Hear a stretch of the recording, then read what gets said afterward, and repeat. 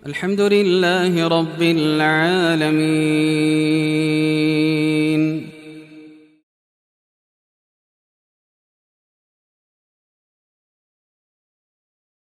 Assalamualaikum warahmatullahi wabarakatuh. Bismillah walhamdulillah, la hawla wa la quwwata illa billah. Wassalatu wassalamu ala rasulillah wa ala alihi wa mawalah amma ba'du.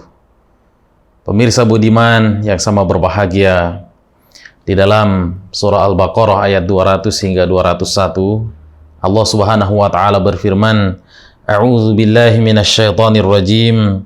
Faminan nasi may yaqulu rabbana atina fid dunya wa ma lahu fil akhirati min khalaq. Wa minhum may yaqulu rabbana atina fid dunya hasanah wa fil akhirati hasanah wa qina adzabannar. Dari dua ayat ini, pemirsa budiman, Allah Subhanahu wa taala membagi manusia menjadi dua klaster, dua kelompok atau dua golongan.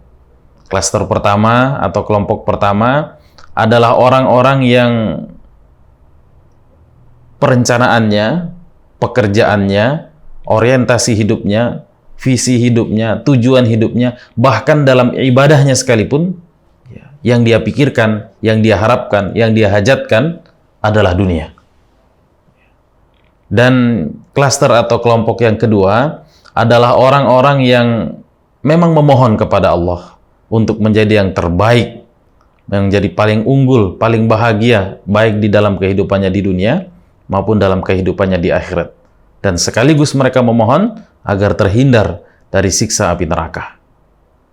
Pemirsa budiman yang sama berbahagia, kalau kita melihat kisah yang Allah Subhanahu wa taala jadikan prolog dari klaster pertama ini, di sana Allah Subhanahu wa taala menceritakan perihal tabiat orang-orang jahiliyah, di mana memang pekerjaannya, cita-citanya, kebanggaannya, kemuliaan dirinya, dan tujuan hidupnya, bahkan ibadahnya sekalipun, orientasinya adalah dunia.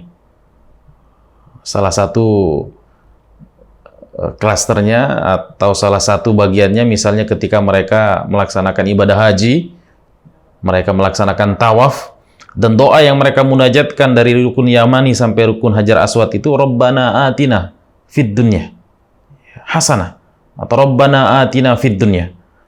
Jadi ibadahnya sekalipun yang dia minta, ya Allah, jayakan kami, kayakan kami, sukseskan kami, menangkan kami, bahagiakan kami di dunia. Dan mereka tidak pernah memikirkan akhirat. Dan Allah menyindir mereka. Adapun kemudian orang-orang yang benar imannya, kata Allah, mereka memohon untuk unggul, jaya, berhasil, sukses, bahagia di dunia, tapi juga mereka mengharapkan hal yang sama di akhirat, sekaligus terhindar dari siksa api neraka.